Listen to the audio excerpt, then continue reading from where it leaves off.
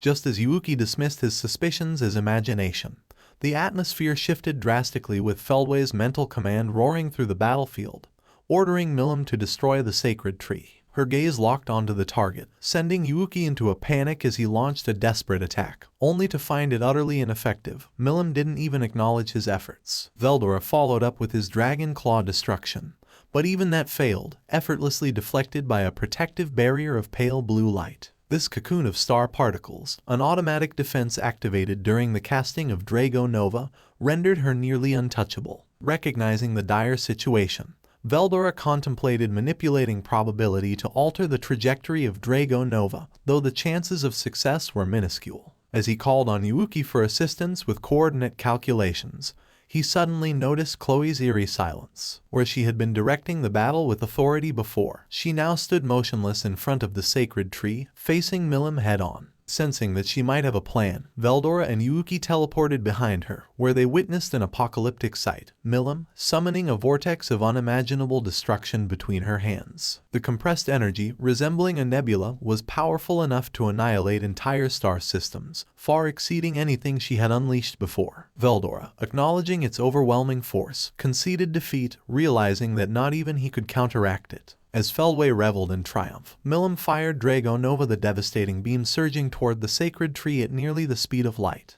The warriors below, having fought valiantly to protect their land, braced for annihilation, yet none despaired, accepting their fate with a sense of fulfillment. But just as the moment of destruction arrived, the impossible happened. Space rippled, and suddenly someone appeared, a figure with radiant, moon-white hair flowing in the wind. Time, which had seemed frozen, resumed, yet the cataclysmic blast had vanished without a trace. The world remained intact. Then, an exclamation shattered the lingering tension. "It hurts. Wait, it really hurts like hell." A voice unmistakable to all. The terrifying Drago Nova had been nullified, and as if she had known all along, Chloe wasted no time. With unwavering certainty, she rushed forward and embraced the one person she knew could have saved them all. Rimuru-san. Rimuru found himself in trouble the moment he returned, appearing right in front of an out-of-control Milim at the worst possible time, just as she unleashed Drago Nova, the Dragon Star explosion. While this timing was allegedly part of the plan, it became clear that Ciel's claim of executing a flawless time warp was an overstatement.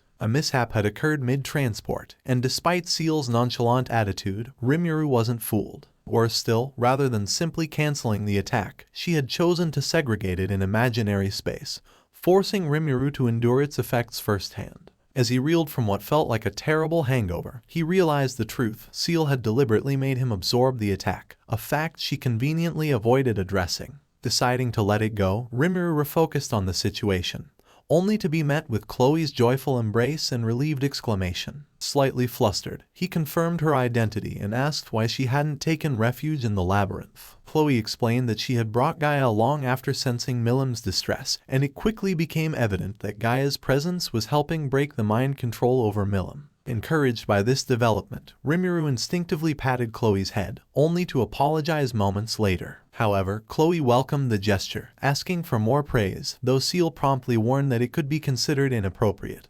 And Leon's sharp glare reinforced that this wasn't the time to relax. Redirecting his focus, Rimuru turned to Veldora, who, as always, was eager for recognition, boasting about his efforts in his absence. With his usual hearty laughter, Veldora proudly declared his victory over Dagrel, prompting Rimuru to promise him a reward, a powerful magical weapon for his temporary demon body. Rimuru's thoughts briefly drifted to the MMORPG-style battles growing in popularity within Ramirez's dungeon, noting that team battles were on the horizon and reinforcing the need for better equipment. Though war loomed around them, it was the anticipation of future fun that fueled his determination. Promising Veldora a special item after the battle, Rimuru watched as the Storm Dragon nodded in satisfaction. With everything settling into place, he decided to take his time later to hear more details and express his gratitude. Amidst this celebratory atmosphere of reunions, Yuuki, too, was present, marking the next phase of their unfolding events. Yuuki's unexpected grievance interrupted Rimuru amidst the tense situation, as he suddenly expressed his deep resentment. Caught off guard, Rimuru questioned what he had done,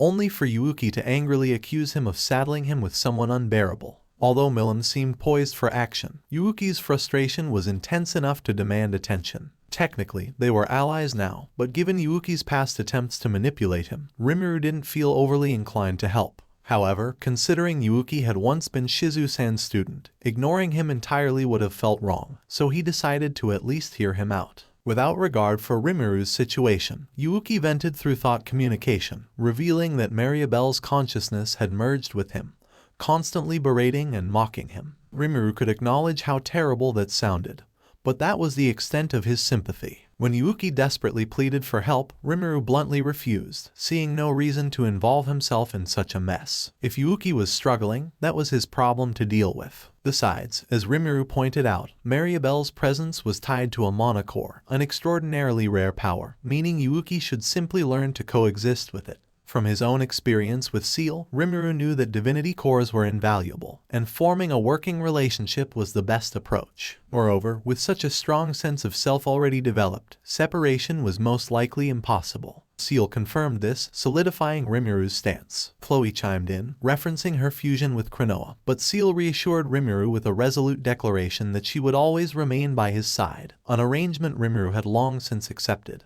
In the end, Yuuki's complaint was dismissed outright, leaving him in despair. But Rimuru, rather than feeling any sympathy, merely thought to himself, "Serves you right."